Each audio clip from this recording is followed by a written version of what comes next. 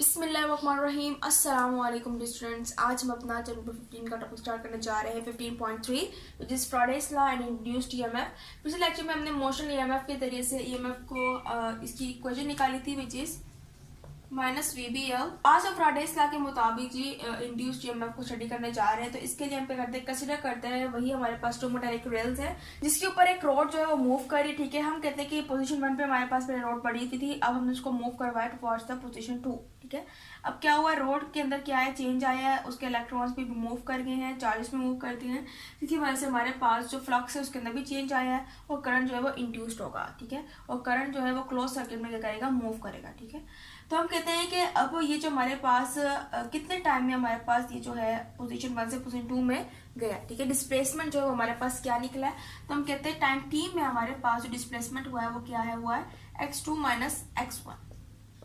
ठीक है, कि हम जब x2 और x1 को माइनस करेंगे तो एज अ रिजल्ट हमारे पास जो चेंज आया है पोजीशन में वो इतना है विच इज डेल्टा x। ठीक है, तो हम इसको कह सकते हैं ईएमएफ डेल्टा x के बराबर है या फिर सिंपली डेल्टा x के बराबर। ठीक है, तो अब यहाँ पर हम कहते हैं कि फॉर एग्जाम्पल हमारे पास जो रोड है वो क्या कर रही है, मूव कर रही है विद द कांस्टेंट वेलोसिटी। तो हमें पता है कि हमारे पास वेलोसिटी क्या है, वेलोसिटी है rate of change of displacement. ठीक है, इन टाइम t। ठीक है ना, अब यहाँ पर हमारे पास जो टाइम है वो भी हमारे पास टाइम डेल्टा t है, और यहाँ पर जो हमारे पास डिस्प्लेसमेंट में चेंज आया वो क्या है, डेल्टा x, स्मॉल चेंज आया है, तो हमारे पास क्या है, डेल्टा x। तो कांस्टेंट वेलोसिटी के साथ मूव किया है जिसके अंदर rate of change of displacement क्या हुआ है, इन टाइम t कवर हुआ है with the velocity, constant velocity. ठीक है, जो कि रोड ने क्या किया, कवर किया। तो एज अ रिजल्ट ये हमारे पास क्या है जी, वेलोसिटी निकल आई है हमारे पास रोड की। सो ये हमारे पास वेलोसिटी की वैल्यू आ गई, तो हम यहाँ पर वेलोसिटी की वैल्यू जो है वो पुट कर सकते हैं which is delta x over delta t।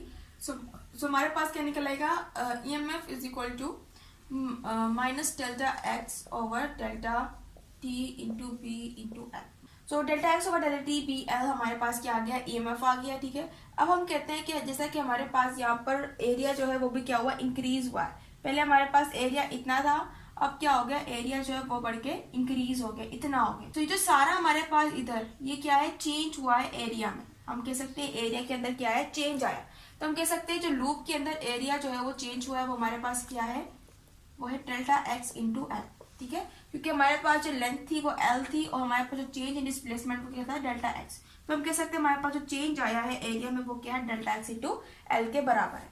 और हमें पता है कि हमारे पास जो फ्लक्स है, जब एरिया चेंज हो रहा है फ्लक्स बराबर होता है a डॉट बी के। ठीक है, जब वो एरिया चेंज हो रहा है तो हमारे पास फ्लक्स जो है वो भी ऑटोमेटिकली इंक्रीज होगा, क्योंकि हमारे पास एरिया बढ़ रहा है तो फ्लक्स भी क्या होगा, इंक्रीज हो जाएगा। तो एज ए रिजल्ट हम यहाँ पर क्या कर सकते हैं, डेल्टा a की वैल्यू जो है उसको पुट कर सकते हैं which is delta x into L.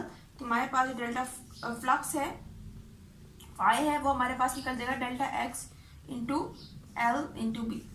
तो ये हम देख सकते हैं कि हमारे पास delta x into L into B यहाँ पर भी मौजूद है which delta x into B into L. ठीक है, तो हम देख रहे हैं हमारे पास किसके बराबर आ गया, चेंज इन फ्लक्स के बराबर आ गया। तो हम यहाँ पर चेंज इन फ्लक्स को पुट कर सकते हैं which is delta phi over delta T.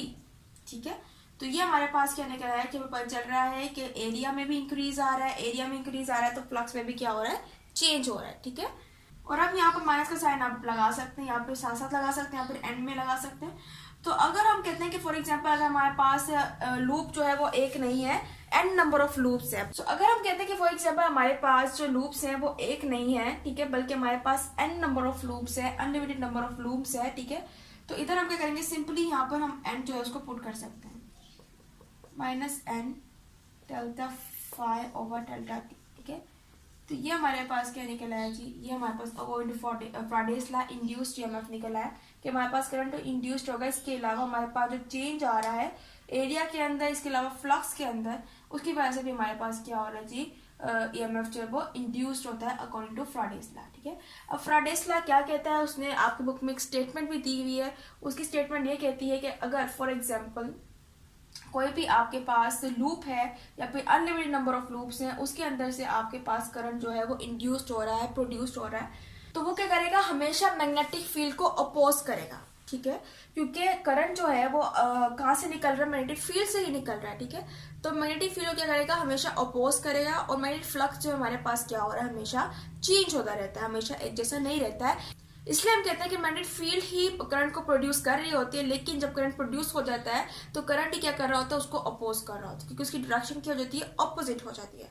तो फैराडेज लॉ भी कहता है कि जब आपके पास कोई भी कंडक्टिंग वायर है, उसके अंदर से करंट पास आउट होगा तो वो हमेशा मैग्नेटिक फ्लक्स को क्या करेगा, अपोज करेगा, उसके नेगेटिव होगा एट द रेट जहां पर उसका जो फ्लक्स है वो क्या हो रहा है, चेंज हो रहा है कंटिन्यूसली। ठीक है, और इसके अलावा आपको एक और मेन बात बताएगी आपकी बुक में कि जो हमारे पास नेगेटिव साइन है वो क्या कर रहा है, वो इंडिकेट कर रहा है जी जो माइनस साइन है हमारे पास।